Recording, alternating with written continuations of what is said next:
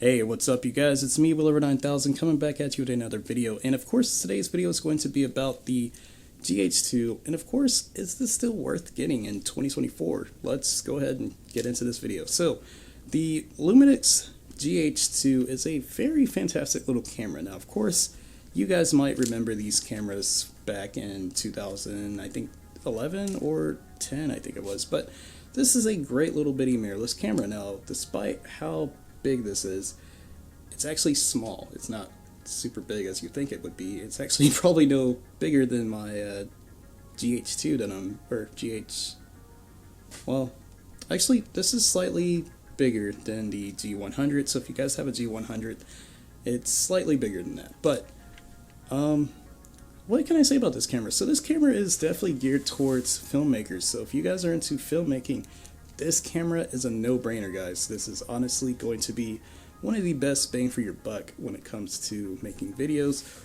or YouTube videos or my favorite, actual film. But if you're not taking filmmaking very serious, then this camera may not be for you, because this camera is top class for budget-friendly film cameras, because this was used back in like bigger film productions, which is great. So also, you could hack this camera to get some really cool things out of this thing, so if you want to add some hacks, you can definitely do that. Now, of course, this camera does not have 4K, so if you guys are looking for a camera for 4K, this camera does not have 4K, so unfortunately, if that's what you came here expecting, that this camera has 4K, it does not have 4K, so unfortunately, you won't have 4K on this camera, but it does have some of the best, if not the greatest 1080p quality, which I personally love the most out of this camera. Now, of course, the photography side of things on this camera, it's decent. It's not going to be the world's best, but it definitely gets the job done. Far as a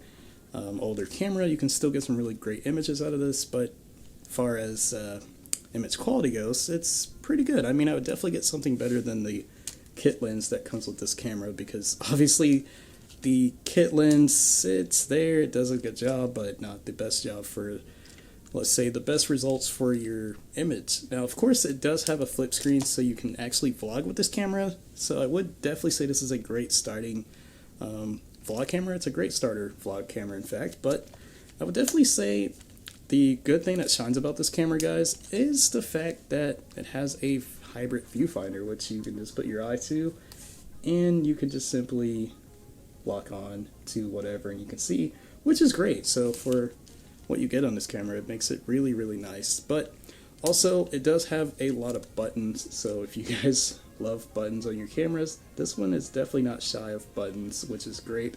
Also, another great thing I love about this camera is the buttons on the back are very visible and they're really easy to get to.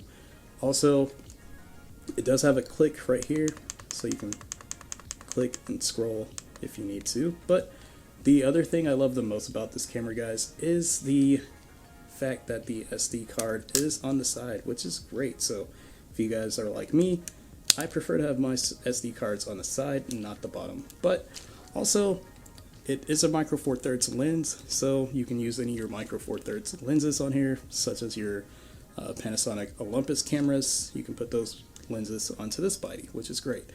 Anyways, pros and cons. The cons, you can't use this for webcam, so if you guys want to live stream this camera, it does not unfortunately let you do any kind of live streams.